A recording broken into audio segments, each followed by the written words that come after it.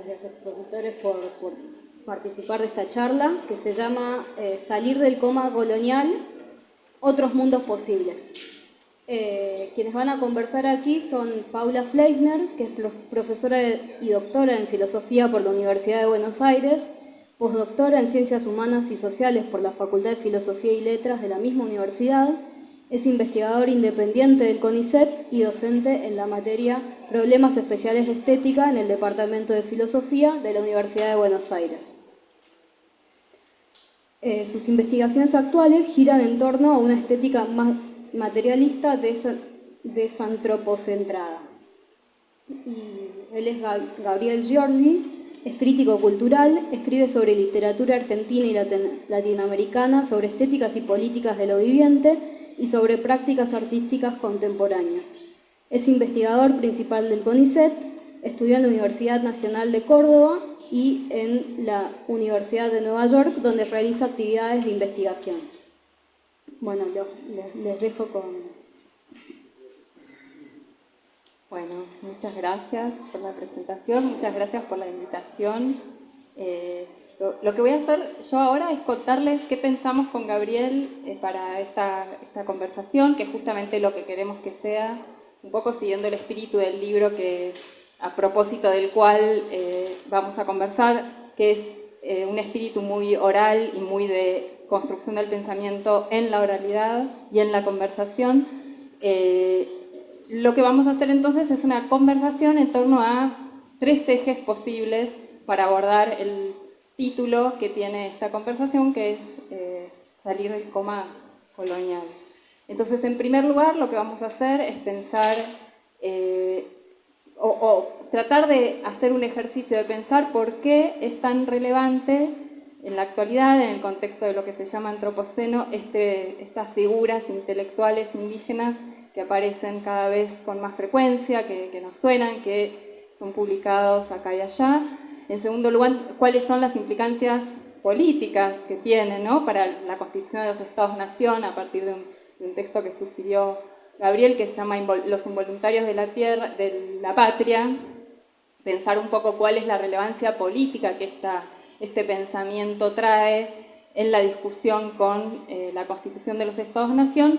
Y después un último eje que sería justamente a partir de lo del antropoceno pensar qué nos trae este pensamiento alternativo al pensamiento del tiempo lineal y de la separación entre el tiempo histórico y el tiempo geológico que propone el excepcionalismo humano de la filosofía occidental, estas otras concepciones del tiempo indígena.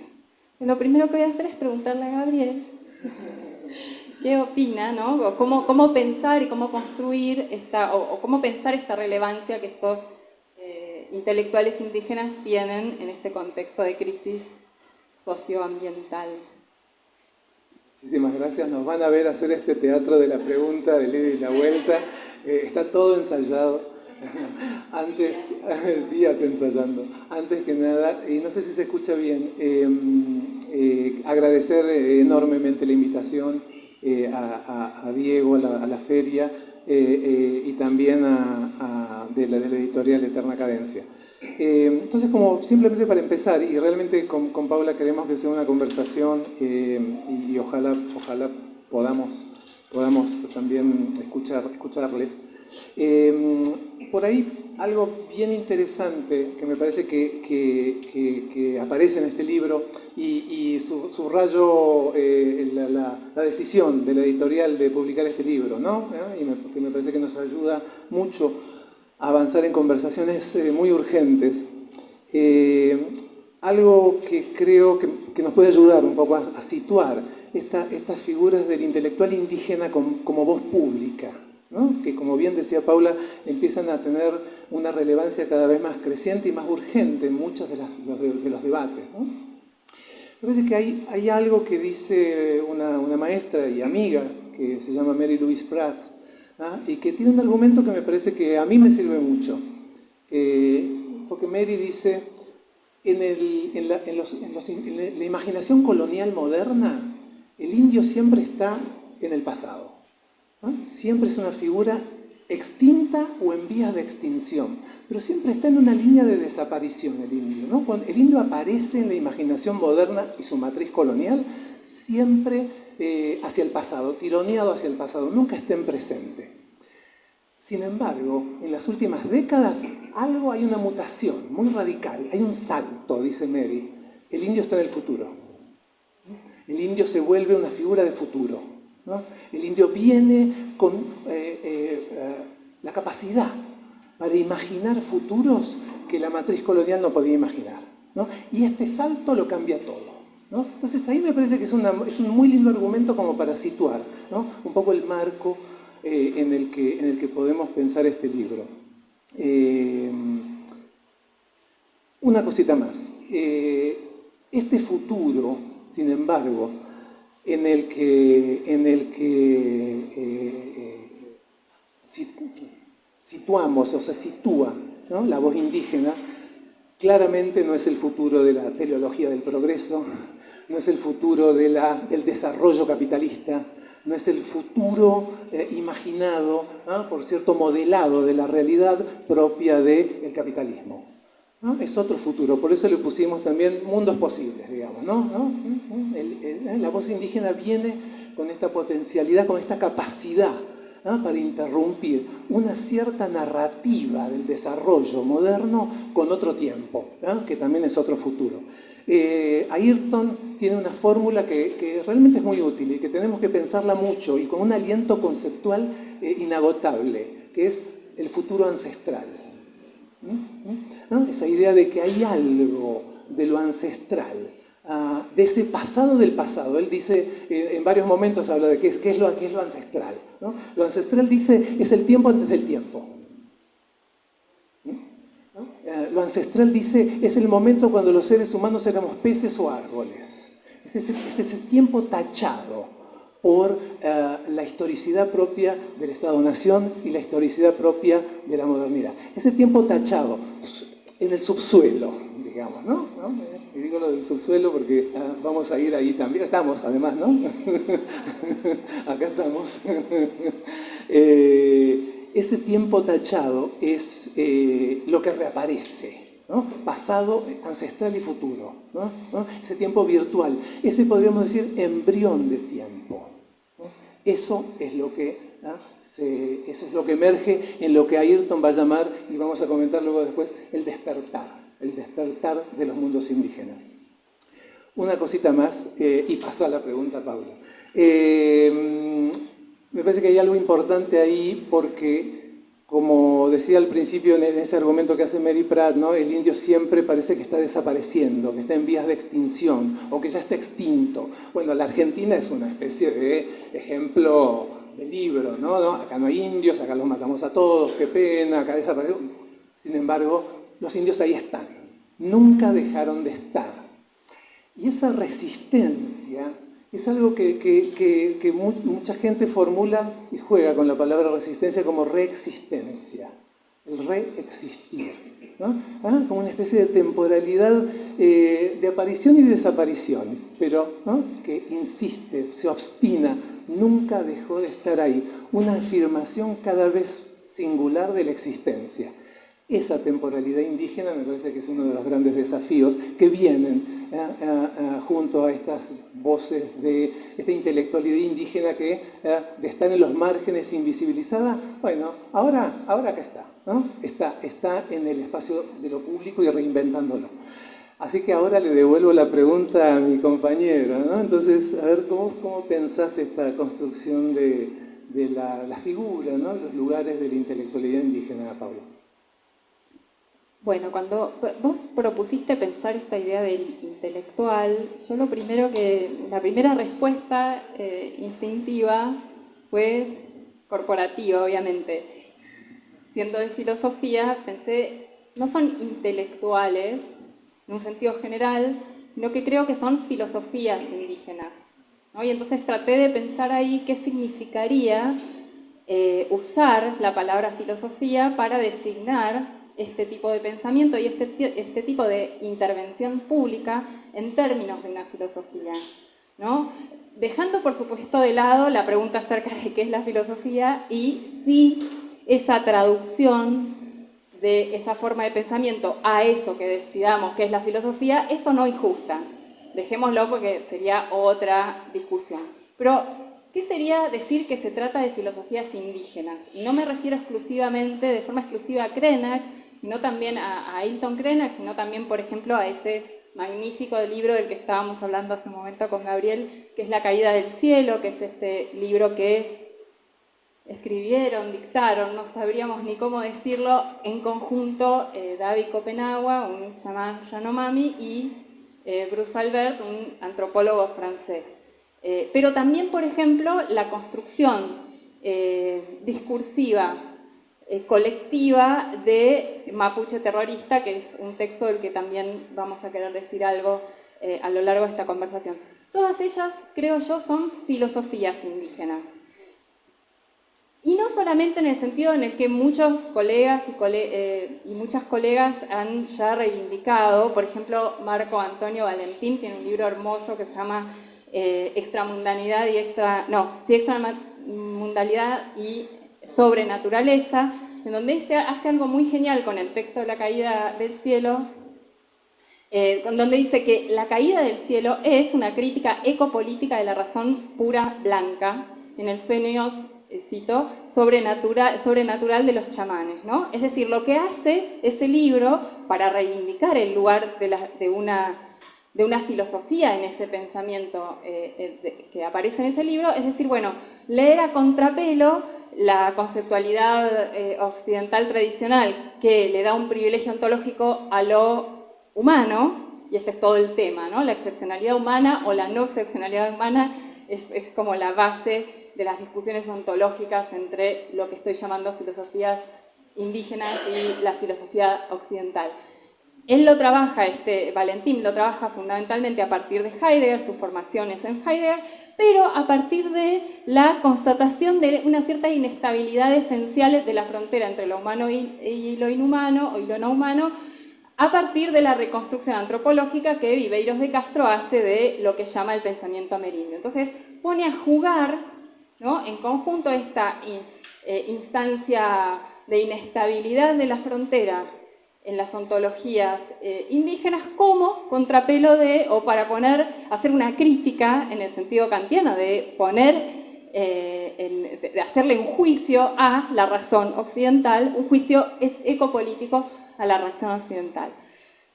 Obviamente, ¿qué quiero decir con esto? Que en efecto me parece que estas son filosofías, estos pensamientos son filosofías porque responden a una especial definición de filosofía, que es la de hacer un diagnóstico del presente, como decía Foucault, o hacer una ontología del presente. Entonces, en efecto, creo que ahí aparece la posibilidad de leer todas estas intervenciones, que son intervenciones públicas y son intervenciones políticas, ¿no? Krenak se hace famoso al pintarse la cara en una declaración de la Convención del Congreso, ¿no?, de la Convención Constituyente.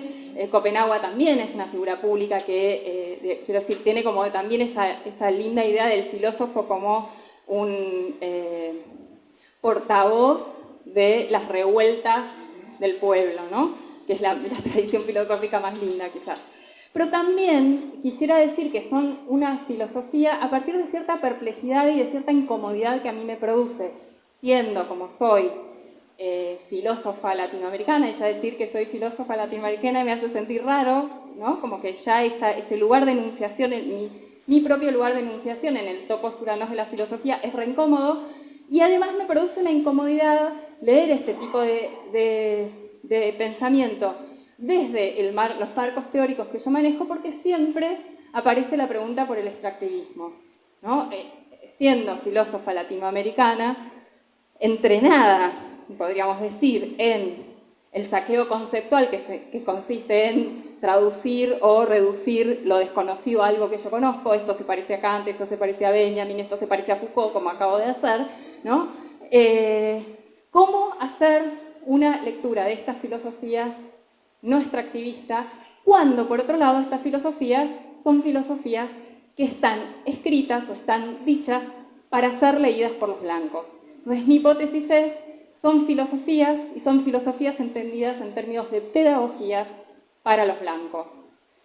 surgen las teorías, no para explicarse a ellos ninguna cosa, ellos hacen otras cosas para conocer, la episteme indígena tiene otras órdenes, pero surge la teoría, y esto es una línea de uno de los ensayos de Ailton Krenak de este libro, surgen para explicarle a los cabezahuecas, a los cabezaduras, que cuando ven algo no lo entienden, ¿no? Como que realmente es un artificio, ¿no? Estas filosofías surgen como artificios en la necesidad de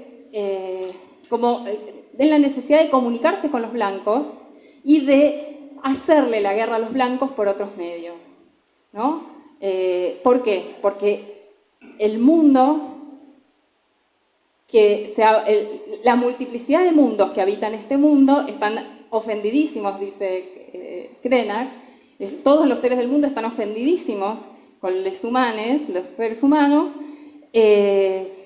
y necesitamos entonces hacer algún tipo de ejercicio de diplomacia. Entonces, para ir cerrando con esto, me parece que estos intelectuales son filósofos, y son filósofos porque son pedagogos, y son pedagogos porque lo que hacen es un ejercicio de diplomacia, ¿no? Y que esa diplomacia hay que entenderla, como en el caso de Copenhague, que es clarísimo, ¿no? Que es la ira lo que lo mueve, la guerra contra los blancos por otros medios, ¿no? Hay que lograr dictar un libro al pueblo de la mercancía que no entiende, que tiene una memoria lábil, que tiene un pensamiento oscuro y que no sabemos si va a poder entender, pero igual tenemos que hacerlo entender. En el caso de Krenak, a mí lo que me gusta mucho es que no es tanto la ira, sino la burla, ¿no? Hay como un gesto ahí, ¿no? De que finalmente esto es bueno, ¿no? Todo ese lugar común del indio infantilizado, él lo devuelve irónicamente en la construcción de estos blancos millonarios que creen que se van a ir a vivir a Marte. Bueno, váyanse, dice, déjennos sus códigos postales, les mandamos un ministro, vayan, ¿no? Y todo el tiempo está esa idea casi como de la casta del club de la humanidad, como dice él con mayúscula, que transforma todo lo demás en subhumanidad y que funciona casi como una especie de Ubu rey tarado al que hay que explicarle, pues son unas cabezas duras que no entienden. Creo que en ese sentido, entonces, reivindicar el poder especulativo de estos pensadores tiene que ver con concebir la filosofía como un ejercicio de diplomacia con este mundo que ha venido a imponerse sobre todos los otros mundos y que amenaza, bueno, con el colapso, ¿no? Me voy a salir de guión. Digo que hay algo bien importante y me parece impresionante lo que acaba de decir Paula.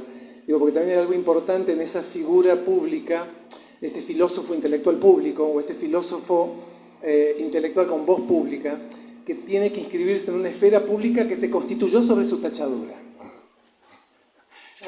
Hay que tener una voz pública en una esfera pública diseñada para que esa enunciación, esa voz y ese cuerpo no pueda participar. Digo, vamos a la pregunta clásica y siempre vigente de Gayatri Spivak: ¿puede el subalterno hablar? Pues parece ser que sí, ¿no? Parecería que sí, pero ¿en qué términos? Fíjense qué lejos estamos de la tradición tan inherente a la cultura latinoamericana del mestizaje, de las culturas híbridas. No estamos más ahí, acá no hay hibridación, acá el mestizaje es el enemigo, acá hay guerra a los blancos y una palabra a los blancos, puede haber pacto, puede haber conversación, pero no hay mestizaje y no hay hibridación. Se acabaron las fantasías culturales de los años 90 porque ya vemos a dónde nos dejaron. Acá estamos en otro territorio y estas voces se constituyen sobre nuevas reglas. Krenak, pintándose en la Asamblea Constituyente, David Copenhague, cuyo el título es La caída del cielo, palabras de un chamán Yanomami. Entonces ahí tenemos que pensar bien qué son esas palabras. Son palabras para el mundo blanco y pensadas para el mundo blanco. Es una interpelación al mundo blanco, en el que no tenés una figura, una voz indígena que se pone la máscara, ¿no? Pensando en Fanon, digamos, ¿no? Se pone la máscara blanca. Acá no hay todo lo contrario, ¿no? Acá hay un espacio de distancia cultural, de traducción que falla todo el tiempo y que somos conscientes de esa falla, de que no todo se traduce. Hay algo inconciliable y sobre eso inconciliable hay que armar un pacto. Hay que imaginar qué se hace con un mundo que enfrenta una devastación ambiental sin precedentes. Entonces ahí me parece que es donde hay otras dimensiones del modo en que la voz indígena llega a la esfera pública con una efectividad nueva, ¿no? Ojalá, con una efectividad nueva. Ay, me fui del guión, ¿y ahora cómo seguimos, Paula? No, igual, me parece que es re lindo esto y que justamente es hacer una diplomacia de mundos inconmensurables que no pueden comunicarse y que sin embargo necesitan ellos, puntualmente me parece que en el caso de Crena, que es muy claro eso, garantizar la comunicabilidad.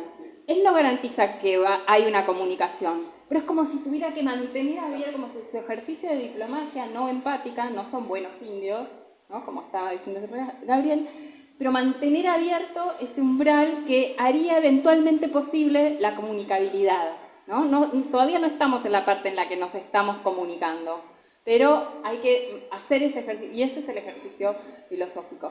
La siguiente cuestión que queremos conversar con ustedes, y que le voy a preguntar a Gabriel cómo piensa, es justamente la implicancia política, que es la que venimos un poco ya adelantando en la conversación, ¿no? A partir de esta idea de que los indígenas y los indios se han constituido en esos involuntarios de la patria, a partir de un texto de Viveiros que recupera esa idea, ¿cómo pensar entonces esas intervenciones filosóficas del pensamiento en el contexto de los estados-nación? Que es un poco lo que estabas diciendo ahora, pero podés ampliarlo. Dale. Porque ahí vamos directamente a la pregunta, a lo que para mí es la pregunta clave aquí, digamos, ¿no? ¿Qué es la pregunta clave? Creo que es la pregunta, una de las preguntas claves de eso que llamamos lo político. ¿Y qué es la pregunta por la tierra? Es la pregunta por la tierra. ¿No? Y lo que acá retorna con una fuerza descomunal es la pregunta por la tierra en el contexto de una devastación ambiental sin precedentes. ¿No? Entonces ahí, esas figuras indígenas que habíamos estado pensando en términos de una inclusión en las transiciones democráticas a través de la identidad cultural, donde la inclusión era por la vía de la diversidad cultural, de nuevo, hay un sismo enorme, llamémosle antropoceno, llamémosle neoextractivismos, llamémosle un neoliberalismo salvaje, llamémosle como querramos. Pero ahí hay una mutación en la que la pregunta por la tierra vuelve a estar en el centro de la pregunta por lo político, y es ahí donde la voz indígena adquiere una relevancia que en otro momento había quedado absolutamente tachada. Porque lo que viene con la voz indígena, porque entonces ahí lo que decía muy bien Paula es, la comunicación no está garantizada, pero hay comunicabilidad. Uno podría pensar quizás, tiene que haber comunicabilidad porque tenemos un problema en común. Tenemos un problema en común. Ese problema es el de la tierra. Los que no nos vamos a Marte, los que no nos vamos a Marte y que tenemos un calor inédito, ¿no? Los que estamos en el subsuelo, tenemos un problema común, en el que no tenemos que invocar una cultura común, no tenemos que invocar una gramática cultural común, pero tenemos un problema en común, ¿no? Sobre el cual podemos tener respuestas diferentes, pero que tenemos que saber comunicar. Entonces ahí me parece que la voz de Ayrton, la voz de Copenhague, la voz de la militancia mapuche, la voz de las militancias indígenas, inyectan a los vocabularios públicos la pregunta por la tierra, que es una pregunta que se declina, en fin, tiene una declinación enorme, pero al menos, ¿no? La pregunta de quién es la tierra, quién vive en la tierra, cómo se demarcan las tierras, y de ahí la próxima pregunta, la gran pregunta, ¿es apropiable la tierra? El régimen de propiedad opera sobre la tierra. En ese gran texto de Viveiros de Castro, que si no lo leyeron, mírenlo, está en internet, Los involuntarios de la patria, es un texto que da Viveiros en el año 2016, en las escaleras de Cinelandia, en el momento en que a Dilma Rousseff le estaban haciendo el impeachment, ¿no? Digo, esa foto de fondo, ¿no? Está ahí, ¿no? El bolsonarismo estaba emergiendo, estaba articulándose ya con su fuerza brutal, ¿no? Ahí en ese texto tan maravilloso, Viveiros dice, una de las preguntas claras, y acá está la filosofía en acción, es la distinción entre pertenencia y propiedad, ¿no? ¿Cómo pensamos? ¿Cómo pensamos la relación, la contraposición entre pertenencia y propiedad? Indígena es quien pertenece a la tierra, no necesariamente quien se reclama propietario de la tierra. Y esa tensión, como sabemos perfectamente, va al corazón de los modos en los que imaginamos lo político. Entonces, la capacidad revulsiva, ¿no?, que viene con las voces indígenas y con sus reclamos muy puntuales, ¿no? Reclamos de demarcación territorial, bajo regímenes de propiedad que hay que obviamente discutir, ¿no?, pero que vienen con una pregunta de fondo, ¿no?, que es la pregunta por la propiedad. Y la pregunta consecuencia es, ¿qué es una tierra? ¿De qué está hecha? Una tierra está hecha de litio, está hecha de petróleo, ¿verdad?, está hecha de recursos naturales, y ya cuando pusimos la palabra recurso adelante de la naturaleza, ya le empezamos a cagar, digamos, ¿no? Claramente, ¿no? Pero bueno, es un recurso, pero ¿qué pasa si el litio, ¿no?, convive con memorias ancestrales, ¿no? ¿Qué pasa si el litio convive con fuerzas no humanas, con perspectivas, con agencias? ¿Cómo pensamos la propiedad ahí? ¿Cómo se piensa la demarcación de tierras? Y por lo tanto, ¿cómo se piensa lo que yo creo que es una de las preguntas claves, ¿no?, de nuestra época es, ¿qué es una tierra? ¿De qué está hecha? Yo iría por ahí. ¿Por dónde irías vos? Un poco retomando esto que decís, a mí me parece que es interesante esto que decís, ¿no?, lo revulsivo. Claramente estamos ante un pensamiento que no quiere hacer la revolución. En el caso de Krenak queda clarísimo. No hay que tomar el poder, no está pensando en tomar las instituciones, a la vez que tampoco me parece que es posible reducirlo a la discusión occidental entre revuelta y revolución. ¿Por qué? Porque de alguna manera y Ayrton Senna lo dice muy bien, dice, los indígenas escaparon de la captura del Estado. No es que fueron capturados, no fueron capturados, y esa existencia no capturada por el régimen del progreso, del desarrollo, del trabajo, de la vida alienada, de la propiedad privada, de la utilidad de la vida, hay uno de los ensayos que se llama La vida no es útil, esa idea es la que ellos no aceptaron, y no la aceptaron, no es que fueron subyugados, no fueron capturados, ¿no? Esto es muy importante. Y en ese sentido, entonces, esa existencia no capturada les permite, por ejemplo, generar todo un pensamiento en torno a la falsedad de la idea de sustentabilidad, que es absolutamente corrosiva respecto de todas las propuestas del capitalismo verde, de todo el ONGismo cómplice del antropoceno, ¿no? Son premisas absolutamente distintas, en el sentido de que no fueron capturadas su vida, eso que ustedes dicen que somos vagos, que nos gusta cantar, sí, nos gusta vivir, ¿no? Reivindican todo el tiempo esta pertenencia a la tierra, no una propiedad sobre la tierra, sino una pertenencia a ella, que de alguna manera implica necesariamente volver a pensarlo en términos de lo que, siguiendo las consideraciones de Latour o de Isabel Stengers, podemos llamar una cosmopolítica. Obviamente la idea ahí de polis siempre nos retrotrae como a los conflictos humanos y bueno, corremos siempre el riesgo de volver al excepcionalismo humano, que es aquello que se inestabiliza en cualquiera de estas ontologías indígenas, pero que con la idea de cosmos que se le pone adelante nos permitiría pensar justamente la participación de otros mundos en un conflicto ante una agenda común, ¿no? Esto, no tenemos nada en común salvo un problema y un conflicto que tenemos. Entonces, ¿a quiénes vamos a sentar a la mesa de ese parlamento? Sería, ¿no? Y en ese sentido, entonces, este pensamiento indígena se reivindica como un pensamiento que busca desactivar el ejercicio deshumanizador, inmunológico del pensamiento occidental, ¿no? Que lo que hace es como trazar círculos de inmunidad que dicen quién puede y quién no sentarse a la mesa de las discusiones de lo que importa, que por supuesto es lo que determina qué es lo que importa, ¿no? Entonces es como ese círculo. Y en ese sentido, entonces, ¿cómo pensar una propuesta política de quienes rechazaron ese excepcionalismo como fundamento?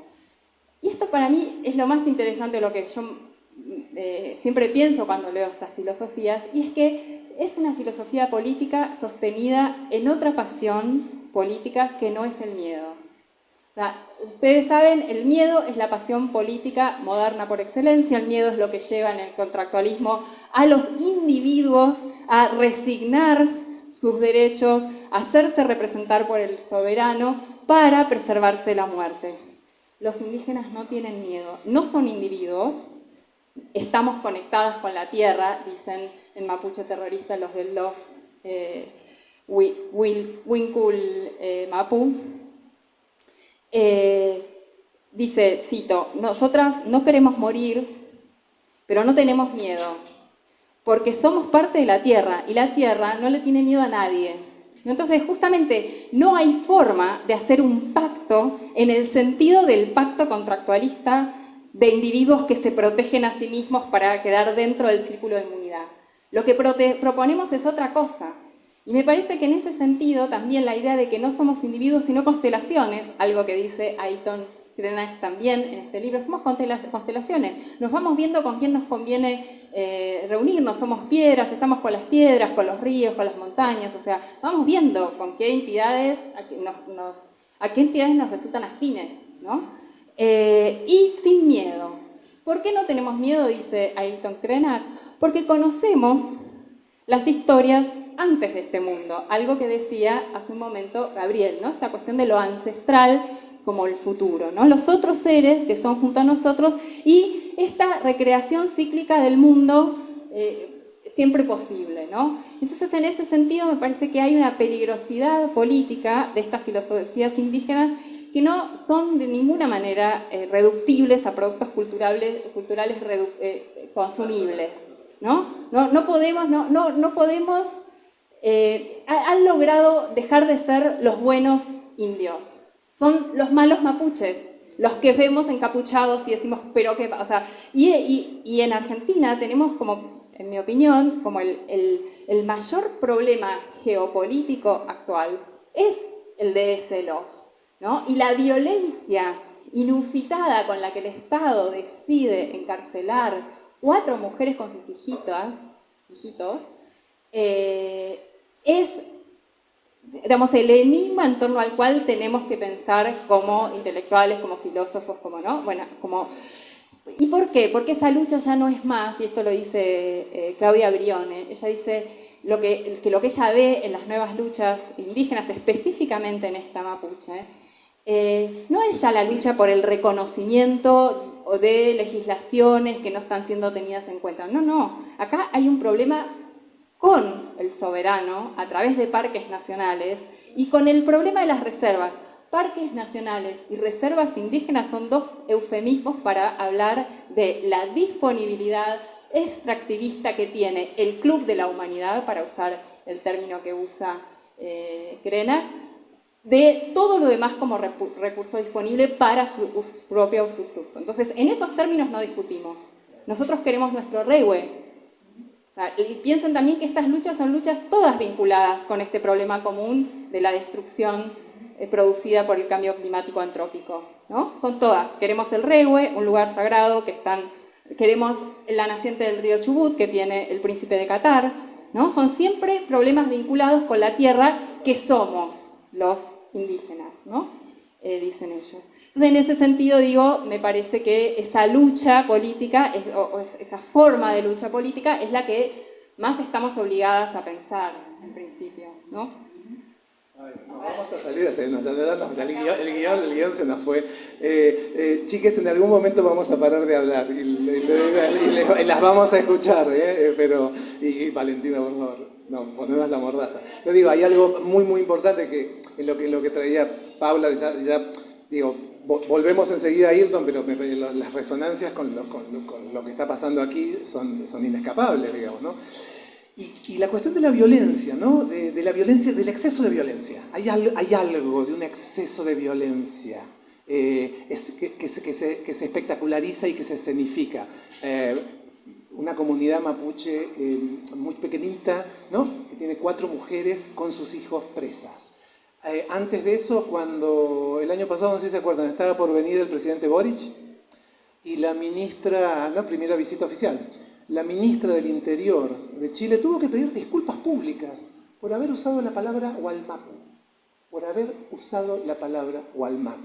porque ciertos sectores políticos argentinos advirtieron ahí una amenaza a la soberanía nacional. Una palabra, el año pasado, ¿no? Ni hablar de la campaña electoral que estamos viendo todos los días en la tele, ¿no? De ciertos sectores políticos con la cuestión mapuche Mendoza, y ni hablar del otro señor, ¿no? Que dice lo que dice y que no vamos a repetir.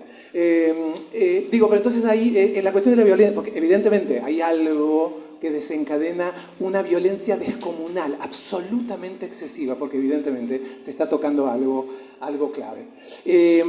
Quería simplemente también traer una cita de Ayrton que me gusta mucho porque va directamente a esto, ¿no? Hay un momento donde dice, lo traduzco a vivo, estamos viviendo en un mundo donde somos obligados a bucear, mergullar, ¿no? Bucear profundamente en la tierra para ser capaces de recrear mundos posibles. Preciosa esa cita, ¿no? Porque entonces, de nuevo, hay que irse abajo de la tierra, hay que venirse al sótano, hay que venirse al subsuelo, porque en ese umbral estamos obligados, dice, no, estamos obligados, ¿no? Ahí vamos, porque de ahí surge la posibilidad de otro tiempo, ¿no? Pero que es otro tiempo inconmensurable a las gramáticas políticas de la temporalidad de ciertos modelos de soberanía y de donde surge cierta idea de la democracia. Bueno, era eso además. Ahora no, ¿qué nos queda? No, que está bueno esto de la violencia porque, digamos, de alguna manera lo que vemos es que es una guerra.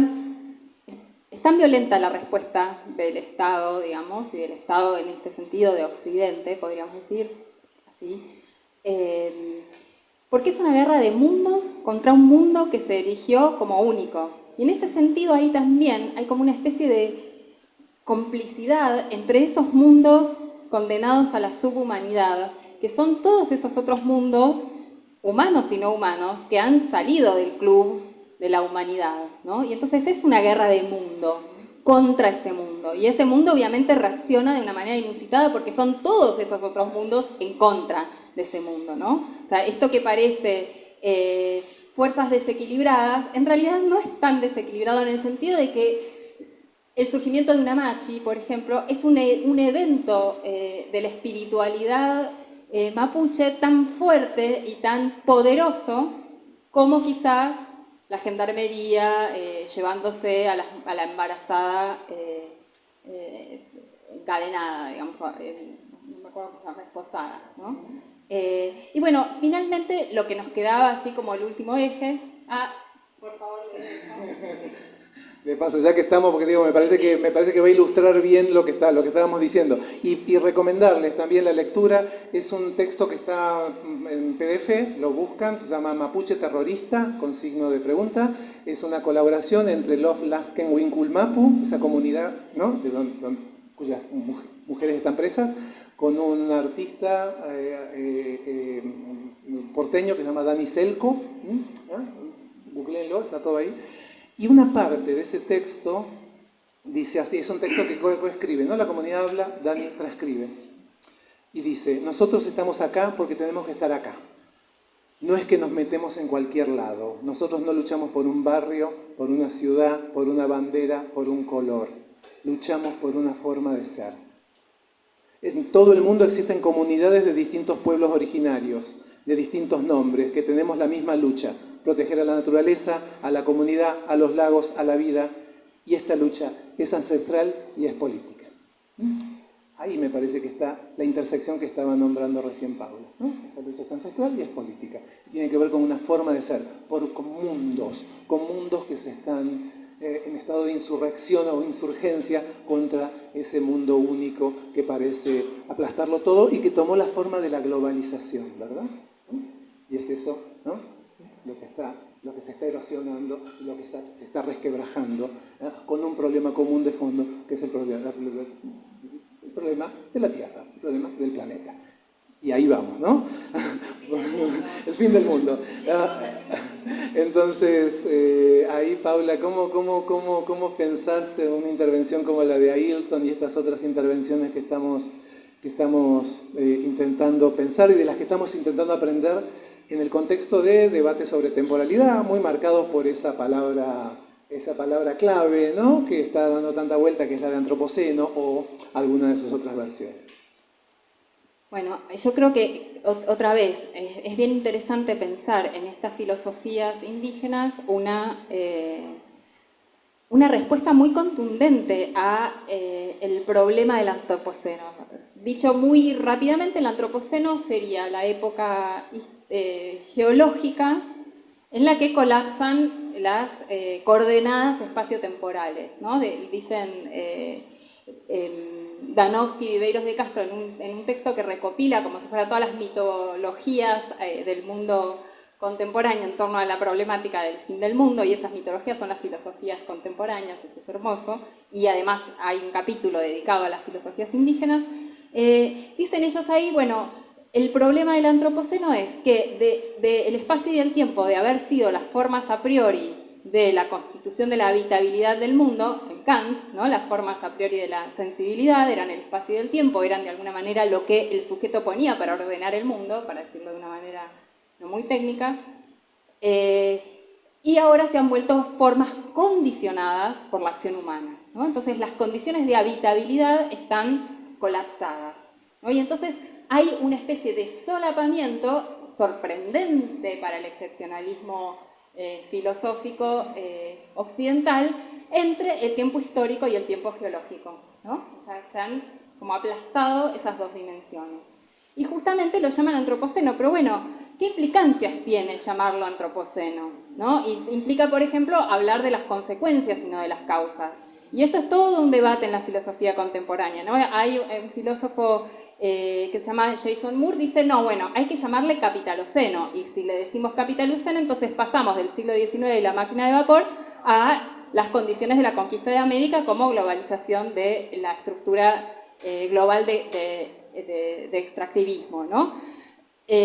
Haraway y Singh hablan de plantacionoceno. A mí me encanta ese término. ¿Por qué? Porque ellas plantean que es en la institución plantación en donde se genera el dispositivo, el modelo perfecto de genocidio, control, extracción de todas las entidades que forman parte de una plantación, los minerales, la tierra, las plantas, los animales y los humanos racializados, ¿no? Entonces ahí, en el plantacionoceno, es cuando podríamos quizás ubicar este problema del cambio climático antrópico, ¿no? Relacionado entonces sí con la colonización y con la persistencia de la lógica colonial. Y que eso es lo que básicamente están diciendo también las filosofías indígenas en general. Ahora sí, lo dicen los de Love, lo dice Krenak, lo dice Copenhague, o sea, básicamente lo que nos están diciendo, esto es producto de la lógica extractivista colonial. Y en ese sentido entonces es muy linda la forma en la que ellos piensan el problema del fin del mundo. O sea, el fin del mundo no es un problema para ellos. De hecho, haciendo uso de ese humor tan particular que tiene Krenak, dice, bueno, si este es el mundo que quieren preservar, no lo preservemos, que se acabe de una vez, que se extinga. O sea, yo no estoy interesado en eso de la sustentabilidad para garantizar las condiciones de existencia de unos pocos de la humanidad. No quiero, o sea, ¿no? Armemos unos paracaídas de colores, dice en un momento, y divirtámonos mientras se cae toda esta porquería, dice por momentos. Y les voy a leer entonces una cita muy linda de un texto de Krenak que dice: para los pueblos que recibieron aquella visita y murieron, la visita de los conquistadores, el fin del mundo fue en el siglo XVI. Muchos eventos que sucedieron fueron el desastre de aquel tiempo. Así como hoy estamos viviendo el desastre de nuestro tiempo, al cual algunas selectas personas llaman antropoceno, ¿no? Pero también otra vez las selectas personas, ¿no? Como en el Hotel Abismo, hablando de estos asuntos. La enorme mayoría, dice Krenak, Lo llama caos social, desgobierno general, pérdida de calidad en lo cotidiano, en las relaciones, y estamos todos arrojados a ese mismo abismo, ¿no? Entonces ese es un poco el lugar desde el cual hay que necesariamente construir esa comunicabilidad. Creo que esta idea de recreación cíclica del mundo, de tiempo ancestral, ¿no? De lucha que es a la vez ancestral y nueva, que es algo que dicen la comunidad mapuche y que dice todo el tiempo también Krenak, tiene justamente la ventaja de que no estamos pensando en un tiempo lineal, un tiempo del progreso, y por lo tanto sin excepcionalidad se cae el problema de la diferencia entre la historia y la geología, ¿no? Porque somos constelaciones y toda nuestra historia es la historia incluso de aquellos mundos que existían antes de que se perpetrara esta forma de vida como única forma de vida en el planeta. No sé si... Valentina nos está mirando con cara de desesperación, ¿no? Dale. Entonces, te juro voy a hacer un haiku. No, porque algo que me parece súper importante lo que acaba de dónde se sitúa estas discusiones en el marco de los debates sobre antropoceno. Pero me parece que también estaría bueno tener en mente un marco histórico bastante preciso para esta intervención, porque me parece que ancla el debate del antropoceno en la historia latinoamericana reciente. Porque es bien interesante, y si quieren después hablamos de la cuestión del sueño, que es muy interesante. Se nos quedó eso. Es bien interesante porque la iniciación, el salto a la militancia y a la filosofía de Ayrton tiene que ver con un sueño que le cuenta el chamán, ¿no? De la comunidad, el chamán de los Krenak, ¿no? El sueño de la visión del fin del mundo, el sueño de la devastación. La caída del cielo de David Copenhague es exactamente una visión que tiene David, ¿no? Sobre lo que sería el derrumbe, ¿no? Del orden cósmico que es la caída del cielo, y a partir de ahí interviene. Estas dos visiones, estos dos sueños, estos dos trances tienen lugar en los años 80. En el momento en que la dictadura militar brasileña quiere declarar que ya no hay más problema indígena en Brasil porque los indios están asimilados y por lo tanto no hacen falta instituciones estatales de protección a las comunidades indígenas y por lo tanto abrir la frontera de extracción a donde estaban viviendo los indios. Esto es 1970. Las intervenciones vienen de los años 80, años de neoliberalización, neoextractivismo y de transiciones democráticas. Que en tal sentido podemos leer el libro de Ayrton o La caída del cielo como historias del neoliberalismo contadas por los indios. Historias de las transiciones democráticas contadas por los indios, ¿no? Porque tienen ese marco que es el nuestro. Entonces digo, ahí también me parece que es interesante también anclar el gran debate del antropoceno, ¿no? Que es un debate que se ha dado en el mundo anglófono principalmente y en términos muy anglófonos. Interesantes algunas cosas, otras no, pero ahí también aterriza en una historicidad que arranca a fines de los años 70 y termina en un Jair Bolsonaro, a donde está entonces la máxima visibilidad pública de estos intelectuales, ¿no? Son los ciclos, las iteraciones de las lógicas de extracción y los modos en que las democracias postdictatoriales acompañan y a veces pueden frenar un poquito, pero en general fallan en el momento en el que hay que discutir ese modelo. Esa historia, que es la nuestra, está acá.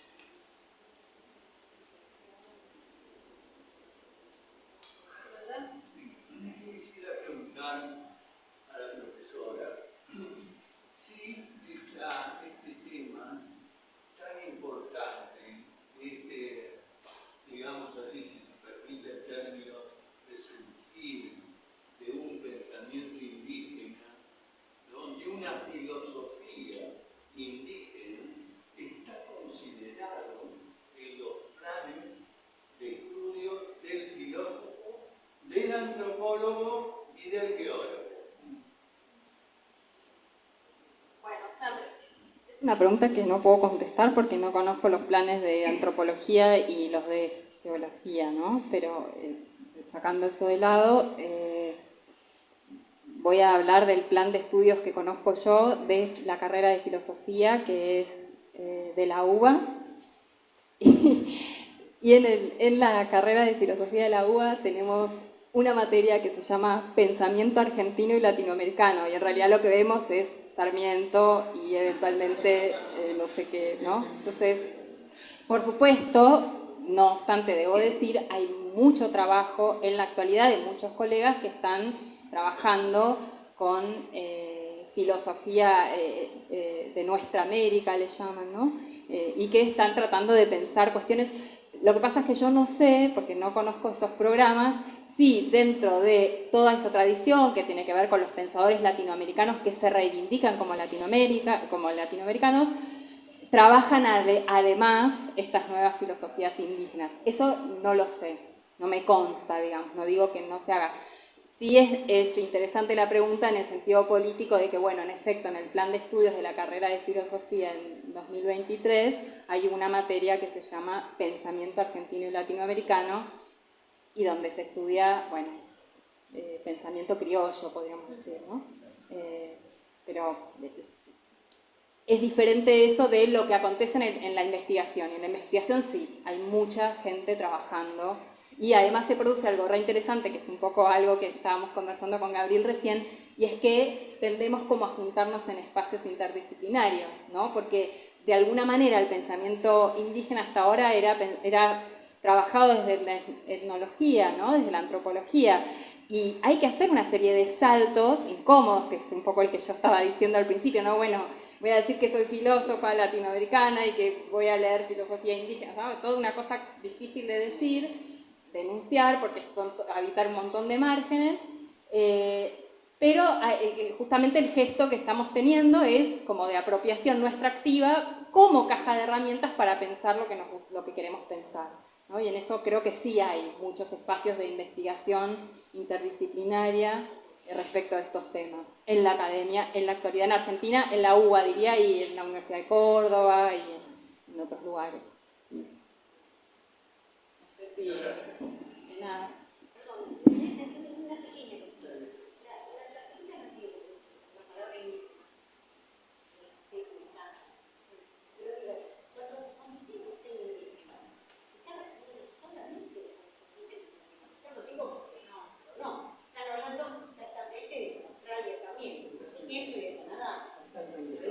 A ver, lo que pasa con eso, me parece justamente, digamos, hay sí esa relación, ¿cómo se da esa relación? ¿Cómo se da Canadá? Pero en todo caso, si esa relación con la tierra es igual, es decir, yo lo que diría es que yo creo que no nos animamos a decir indígena en general del mundo, justamente porque lo que no queremos es decir indios en el sentido de homogeneizar una multiplicidad, una diversidad que, al menos en mi caso, no conozco, ¿no? Pero sí hay, incluso en las propias declaraciones de esas filosofías que estamos considerando, indicaciones respecto de la ausencia de excepcionalismo humano en todos los pueblos del mundo, ¿no? Como que eso es una reivindicación que aparece en Grena, que aparece en Mapuche, que aparece en Okinawa. O sea, cuando yo hablo con otros pueblos vinculados a la tierra, que pertenecen a la tierra, me dicen que van a luchar por la... O sea, ¿no? Como que hubiera ahí algo común, al menos en lo que respecta al problema común político que tienen, que parte... Yo, nada, soy filósofa, entonces quiero reducir todo como a una especie de único principio que creo que tiene que ver con la zona fronteriza, inestable y variable entre lo humano y lo humano, ¿no? Que eso genera necesariamente la posibilidad de pensar, como dice Iberio de Castro, la posición cosmológica del sujeto para cualquier entidad del mundo, ¿no? No es que no hay sujeto, sino que lo que hay es un montón de sujetos a los que hay que atender en tanto que sujetos, ¿no? Y eso diría que es lo que parte aguas en esto que estamos llamando pensamiento indígena, en general, y la filosofía occidental, tal como la conocemos. Algo así. Sí, no, me parece preciosa la pregunta y además yo creo que es una... Me parece preciosa la pregunta y me parece que hay mucho para pensar ahí. Por un lado, yo me parece que hay una dimensión hemisférica de la cuestión indígena, ¿no? Porque las luchas que estamos viendo en la Amazonia, en la Patagonia, se parecen mucho y con muchas variaciones a las luchas en Canadá, porque la cuestión es la del extractivismo. Entonces ahí hay un quiebre de cierta lógica de la expansión imperial en la que se suponía que las lógicas de extractivismo se intensificaban en ciertos sectores, sin duda es así, eso es inobjetable, pero en el momento en que la frontera de extracción empieza a multiplicarse porque las necesidades de acumulación del capital se intensifican, tenés el problema en Canadá y tenés el problema de Keystone, en Dakota, en Estados Unidos, una lucha indígena descomunal. Entonces ahí vos ves eso. Entonces ahí por ahí sería muy bueno empezar a pensar no una idea de una identidad indígena homogénea, sino formas de indigeneidad. Por ahí una idea de indigeneidad, trabajar eso que nos permita situar estas cosmologías, estas filosofías que disputan el excepcionalismo humano, pero que tienen una multiplicidad de mundos enormes, pero que en el momento del antropoceno o en el momento de la extracción intensificada, empiezan a replicar luchas porque lo que está en juego es la tierra. Porque lo que se encuentra es la tierra. Ahí, sin embargo, quizás sería importante subrayar algo que dijo Paula, que es, hay algo quizás históricamente específico en la experiencia americana. Porque la conquista de América fue el laboratorio. Fue el laboratorio de lo que después se globaliza. La plantación se inventa en la costa brasileña como módulo, como modelo de extracción sobre la tierra y de gestión de cuerpos humanos y no humanos. Eso se inventa en el Caribe brasileño y de ahí se globaliza, porque claro, es absolutamente funcional a las necesidades de un capital emergente. Pero ahí hay algo del laboratorio americano que me parece que hay que subrayar, pero ya no es latinoamericano, es el laboratorio americano. Me acordaba recién de que en los involuntarios de la patria, de hecho, Viveiros hace algo muy genial, que es decir, bueno, las luchas indígenas, por ejemplo, las LGTB, por ejemplo, la de la gente racializada, etcétera, etcétera, entendiendo justamente como indígenas aquellas comunidades que sostienen una relación orgánica con el entorno en el que viven, ¿no? Entonces está muy bueno ese uso de la palabra indígena, que justamente lo que hace es desunificar o deshomogeneizar o desidentificar con una pertenencia puntual, ¿no? Lo que se trata es de comunidades que tienen otro tipo de relación no extractivista y no de propiedad con la tierra, digo, pensando en el textito este de Viveiros.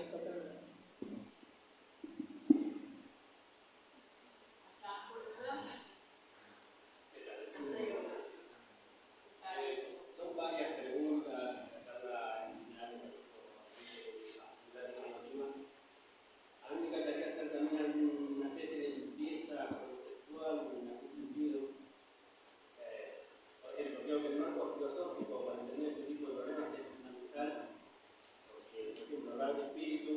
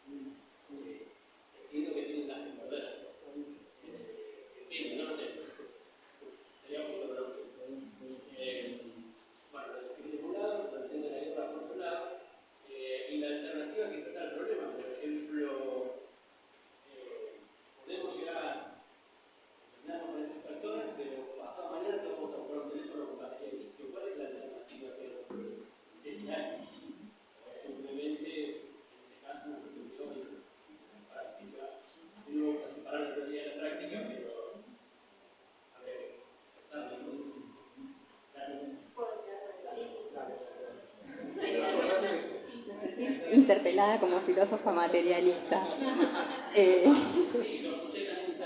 Sí, sí.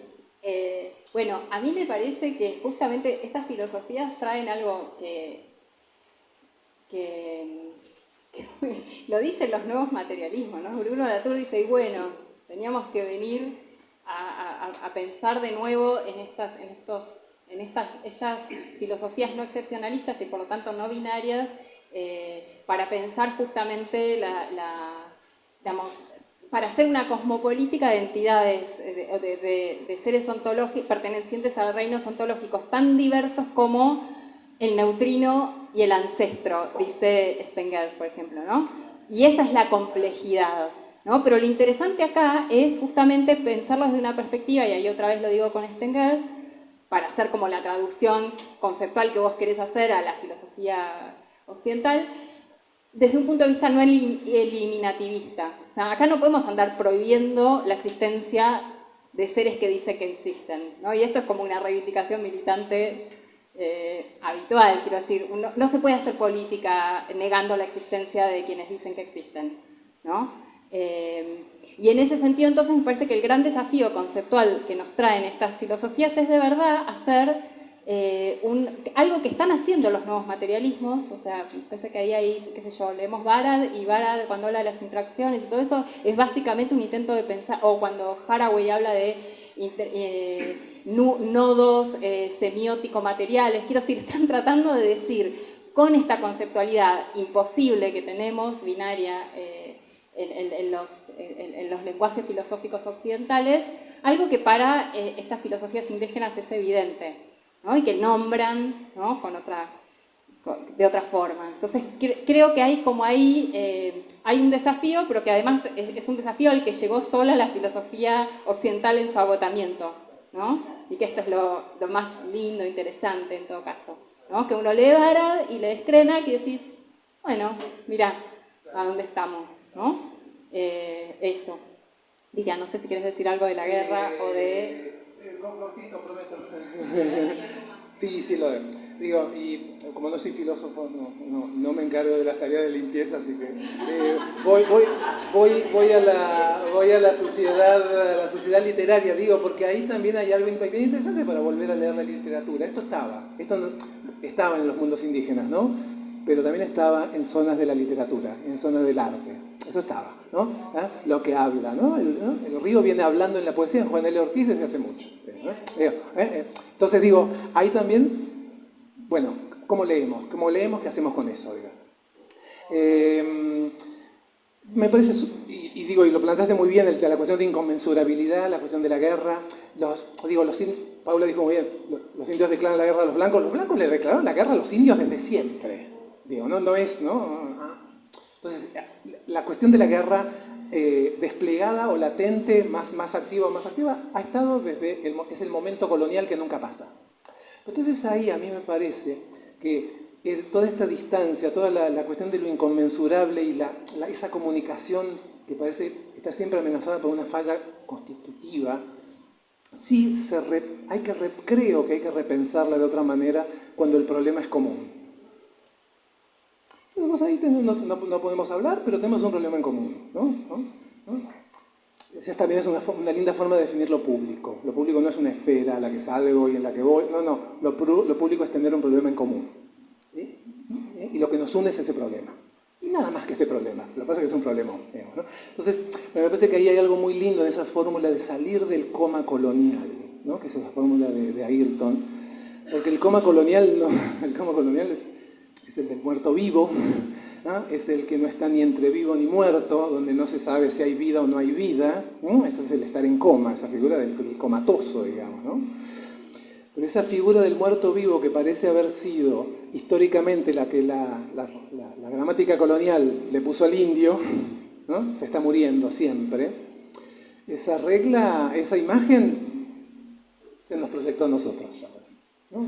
Los que estamos en coma somos nosotros, digamos, ¿no? Entonces ahí la pregunta y la oportunidad que ofrecen estas intervenciones es: me hago cargo de la distancia, me hago cargo de lo que se traduce y de lo que no se puede traducir, me hago cargo de que acá hay un abismo entre mundos. Sin embargo, tenemos un problema en común y tenemos que poder encontrar la manera de ¿no? De resolver esto de alguna manera. Entonces ahí vienen estas intervenciones sobre lo público, ¿no? Lo que hace Ayrton y lo que hace ese libro formidable que espero tengamos en español pronto, que es La caída del cielo. Palabras de un Shaman Yanomami. Palabras que es una interpelación, que no es te muestro mi cultura, sino te estoy diciendo lo que te va a pasar.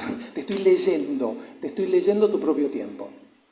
Si hay capacidad de escucha de estos otros lados, bueno, es asunto nuestro. Y había otra por acá.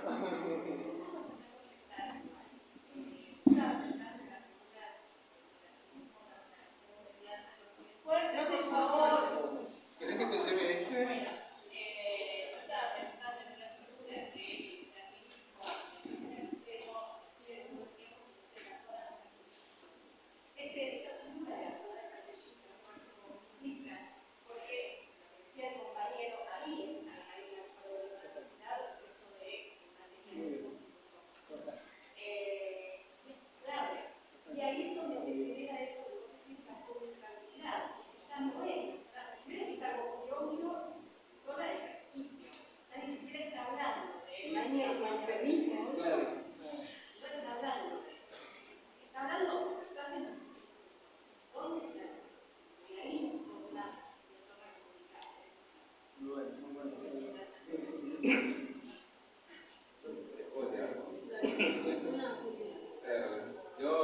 Bueno, primero gracias por la charla.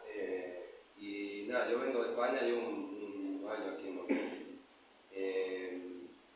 Y también estar aquí como me ha hecho darme cuenta mucho de cómo también allí son, bueno, el proceso colonial que ha borrado completamente los pueblos originarios, que son los que también supongo que se podría llamar así de alguna manera, que no sé si está recuperable allí o no, y la verdad como que me da un poco de, en estos tiempos de hablar del colapso, del fin del mundo, etcétera, etcétera, no sé, un poco de esperanza, como el hecho de que haya un problema en común o una frontera, digamos, que se pueda plantear en un término distinto, que se pueda plantear en términos de conversación, de diálogo, de pacto que dijiste, y de parlamento, etcétera. Y me pasa mucho que este año aquí me han dicho mucho, no, ¿por qué vienes a Argentina? ¿Qué haces? ¿Por qué vas al revés? ¿No? ¿Por qué no te vas para...? Aquí la gente se quiere ir a Europa y tú estás volviendo, y yo siempre respondo, no sé, no hay nada allí, digamos, ojalá hubiera, o sea, me pone triste, ¿no? Pero vengo para aquí porque ahí es donde puede, si aún queda una oportunidad para salvar una vida que sea digna y que no sea, bueno, por lo menos un sitio en el que se puedan hacer paracaídas de colores y divertirse. Nada, eso, quería comentar.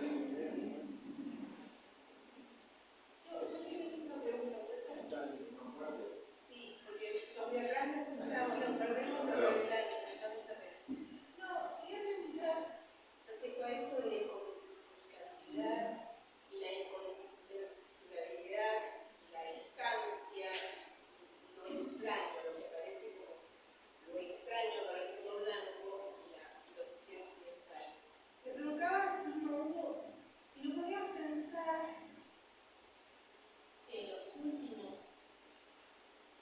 décadas en Occidente o en América no hubo algo que podríamos pensar como incipientes desvíos a esa incomunicabilidad, a esa inconmensurabilidad.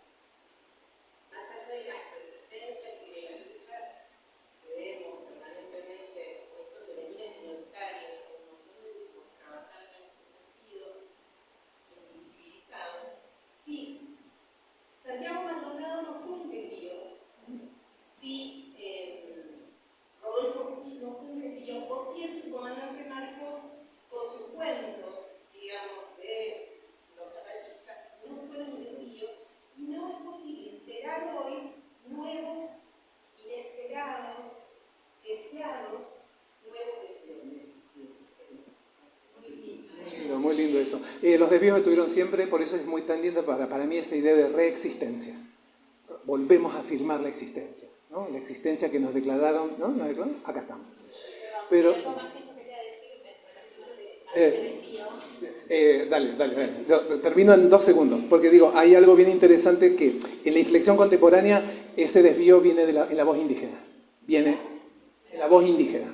Es Ayrton Krenak, es Ayrton Krenak, ahí está. No es Kush, no es el comandante Marcos, es la voz indígena.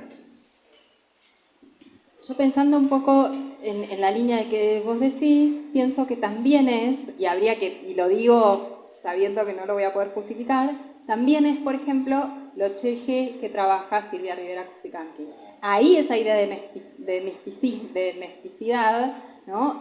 Cómo lo trabaja ella y cómo hace un cruce de epistemes nueva y sin embargo no extractiva y no exotista y a la vez que no se asume pura ni en defensa de ninguna identidad, porque ya no es posible reconstruirla, tenemos ahí una línea de fuga, un desvío interesante para seguir como trayendo afinidad, como dice Krenak, ¿no? Juntarnos con los seres que nos son afines. Yo creo que a ella traerla también en esa reivindicación feminista que ella tiene de las cholas, ¿no? Y del lugar específico de las cholas en la Constitución, de la resistencia del mundo campesino indígena, ¿no? Ya imposible de ser retrotraído a una identidad.